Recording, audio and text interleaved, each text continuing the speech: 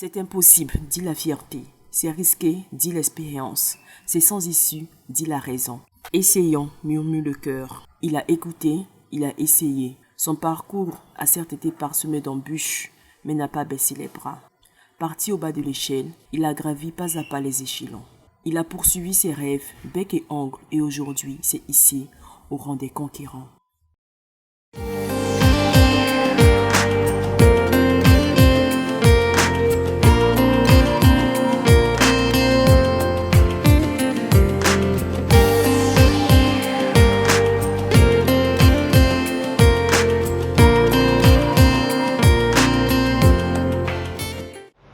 Mais moi je suis Djibré Serge Franck Aimé, couramment appelé Serge Djibré. Je suis, on va dire, un ingénieur en système électronique embarqué, ce qu'on appelle classiquement automatisme. J'ai aussi qualité d'inventeur parce que j'ai beaucoup d'idées sur lesquelles je me suis engagé, donc j'ai déposé les brevets, donc j'ai aussi qualité d'inventeur. Je fais mon école primaire à l'école Saint-Paul du Plateau, par la suite Notre-Dame d'Afrique. Je crois que dans le quartier à l'âge de l'adolescence, tout le monde disait ah ouais, ça nous racontait des histoires. Non, voilà, vous êtes dans les écoles de garçons, donc on avait un peu envie de découvrir. Donc moi j'ai forcé la main à mes parents pour qu'on m'oriente dans une école mixte. Et mes parents ont choisi le CSP Cocody, donc je me suis retrouvé là-bas, j'avais une voisine en classe, j'étais très content, on était toujours heureux. Alors vraiment, le petit studio de Notre-Dame d'Afrique a basculé, Donc la seconde, c'était limite, j'ai pu passer avec un 10 ou un 11 de moyenne en première, mais en première, non, là c'était plus la peine, il n'y avait même plus de cours de nuit, j'ai découvert les boîtes de nuit. Après avoir repris ma première, la deuxième année de première, c'était pas fameux, c'était pas meilleur. Et mes parents ont décidé de me faire partie d'Abidjan. Ils m'ont envoyé à l'intérieur du pays, dans un collège catholique, à Mans, qui s'appelait le collège Jean de Lamennais. On a transformé la ville de Mans, vraiment. Je crois que les gens se sont... On n'a fait qu'une année à Mans. Et là, j'ai passé le bac à Mans, mais ça n'avait pas marché. Au collège Jean de Lamennais, ça n'avait pas marché avec des prêtres catholiques blancs qui nous avaient vraiment aimé, adopté, mais on n'a pas nous aussi été des enfants, on va dire catholiques quoi. La ville de Mans, on n'a fait que les boîtes de nuit, on a envoyé une autre façon de se comporter. Et je vais vous dire pour la petite anecdote, j'avais un ami de quartier, comme ça, qui était un ami, et on s'est retrouvés à Mans. Donc vous voyez que ça renforçait en plus notre amitié. Mais cet ami-là, par la suite, ça fait rire quand je vous dis son nom, c'est Douk Saga en fait. Amidou, nous on l'appelait Douxé, qui était aussi à Mans. Donc on était amis, il avait déjà commencé, il n'était pas le boucantier qu'on connaîtra quasiment 10 ans après, mais à Mans il était déjà dans cet esprit-là. Donc vous voyez, ça vous donne un peu une idée de comment on passait notre temps à faire la fête. Et le bac n'avait pas marché à Mans, je suis revenu à Abidjan, j'ai fait la farandole, j'ai été emmené par mes parents au Maroc pour faire des études en électronique. Par la suite, j'ai passé le test d'entrée de l'ESTI de Bordeaux, où j'ai fait un diplôme européen de maître ingénieur en système électronique embarqué, ce qui correspond à l'automatisme. Par la suite, j'ai travaillé en France, à Bordeaux, chez Ardetem Ingénierie, qui est un cabinet d'ingénierie. On travaille sur les systèmes industriels, systèmes électroniques industriels. Ensuite, je suis rentré en Côte d'Ivoire, j'ai fait un petit parcours à la Poste, 3-4 mois, à la Poste de Côte d'Ivoire. Par la suite, je suis rentré à la CIR. J'ai travaillé en tant qu'ingénieur système numérique contre commande, qu'on appelle ingénieur SNCC. En 2005, j'ai lancé ma première entreprise, Kedoni Technologies.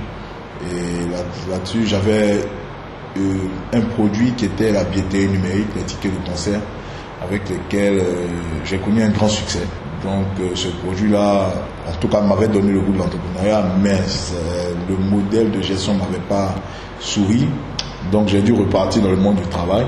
J'ai travaillé pour le port autonome et je crois qu'après la crise post-électorale qui a arrêté tout ça, j'ai décidé vraiment de me relancer à l'entrepreneuriat. Et c'est là que j'ai monté mon deuxième cabinet en 2011, Bravo Africa. Les ressources étaient maigres.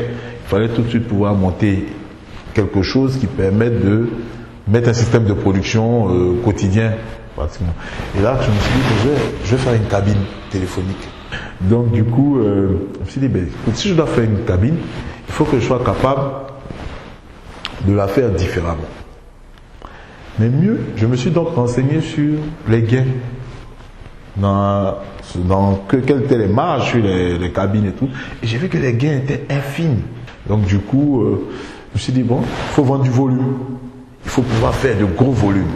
Et pour faire du gros volume, soit tu as 15 000 employés dans différents points pour pouvoir faire ces volumes-là, soit tu trouves la méthode pour produire ces volumes-là sans avoir la charge salariale qu'il y a derrière. Donc du coup, j'ai pensé, je suis revenu à mon métier qui est l'automatisme. Je me suis dit, mais si je fais un petit automate, je pourrais donc vendre sans avoir à payer quelqu'un. Et c'est un peu cette logique-là qui m'a poussé. Je me suis dit, mais les automates, je les mets où?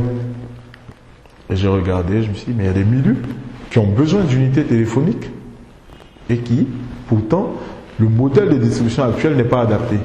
Donc je me suis dit, comment je fais pour mettre en avant ma machine? J'ai conçu le premier prototype, assez correct, et il fallait trouver un espace premier où l'exposer. Donc, par le truchement d'une personnalité, j'ai demandé à rencontrer le propriétaire de Sococé. Donc, il m'a dit, bon, écoute, voilà son contact, essaie de voir. J'ai appelé le patron de Sococé. Il m'a dit de passer le voir. Je suis passé le voir. Je lui ai dit, bon, écoute, il m'a dit, qu'est-ce que vous attendez de moi? Je lui ai dit, bon, moi, j'ai une machine et je veux pouvoir l'exposer dans votre hall. Et il m'a dit, c'est tout ce que vous voulez? Je lui ai dit, oui, c'est tout ce que je veux. Il m'a dit, bon, on se retrouve à Sococé à 17h. Vous allez choisir l'emplacement. Donc on s'est retrouvé à Sococé à 17h. Il m'a demandé où est-ce que tu veux la mettre. Je lui ai dit là, côté du G12. On a été remarqué, on a vu le concours ICI. On a participé. À l'époque, Brava Santé, une petite entité, une petite entreprise unipersonnelle là. Et on a participé au concours. ICI, on a été lauréat. Et là, on a eu des investisseurs avec lesquels on a pu reproduire la machine en plusieurs exemplaires. On a couvert plusieurs points au jour d'aujourd'hui. Nous sommes même à l'extérieur de la Côte d'Ivoire aussi. La machine pour nous, pour le cabinet d'ingénierie, c'était un automate qui devrait seulement montrer notre savoir-faire technologique. Donc l'automate permet effectivement de disposer d'unités 24 heures sur 24. Je l'ai dit, si vous êtes à la PISA, vous voulez des unités et qu'il est 23 heures, convenez qu'avec moi que vous trouverez personne, aucun petit cabinet là. Donc du coup, vous avez cet automate là sur lequel vous venez, il est multi-opérateur. Ouais, je peux faire 1000 francs sur le 07, je dis n'importe quoi, aucun numéro en fait. Ok. Voilà, je peux faire ça. Je fais plusieurs numéros à la fois. Et je fais donc 1000 francs sur, je saisis mon numéro, la machine me demande de confirmer si c'est le bon numéro. Bon, voilà. Donc j'introduis mon billet. Voilà. Quand la machine récupère le billet, et bien elle va rentrer en traitement pour valider les opérations sur le numéro saisi. Donc elle me donne un code d'opération 1095, important pour toute réclamation éventuelle. Au cas où vous aurez besoin de joindre un service client et tout, vous gardez ce numéro en mémoire. Et la machine commence son process, opération en cours, et normalement je devrais recevoir mes unités sous 2 secondes. La GEI, on l'a dit, c'est l'Organisation des jeunes entreprises innovantes de Côte d'Ivoire. Les objectifs premiers de la GEI, c'est la lutte contre la mortalité des jeunes entreprises. Tout le monde connaît la problématique de l'emploi et tout le monde aussi sait l'engouement et l'intérêt que la nation nouvelle porte à l'entrepreneuriat. C'est une initiative soutenue par le CPC et je pense qu'à ce titre-là, nous on oriente en tout cas tous les porteurs de projets à se constituer parce que le statut de jeunes entreprises innovantes devrait permettre à terme aux uns et aux autres de pouvoir bénéficier d'accompagnement spécifique. Alors nous, si on devrait peut-être avoir un mot de fin, on parlerait plutôt, on voudrait le placer sous le sceau de la responsabilité. Je pense que ce qu'on veut mettre en avant aujourd'hui, c'est que jeunesse et responsabilité devraient aller ensemble. Mais nous, on exhorte toujours des jeunes à pouvoir se lancer, mais au mieux à pouvoir créer le maximum d'emplois, à pouvoir créer le maximum de bonheur autour de soi, parce que je pense que ça c'est un des objectifs de vie. Donc moi, j'exhorte toujours les jeunes qui pilotent des entreprises à faire preuve de rigueur, à faire preuve de patience, d'endurance, de persévérance, et puis surtout de grandes valeurs de responsabilité sociétale vis-à-vis des structures qui leur font confiance, vis-à-vis des salariés qui leur font confiance. Et je pense qu'il n'y a que dans ces valeurs-là que se cache le succès de l'entrepreneuriat même en Côte d'Ivoire.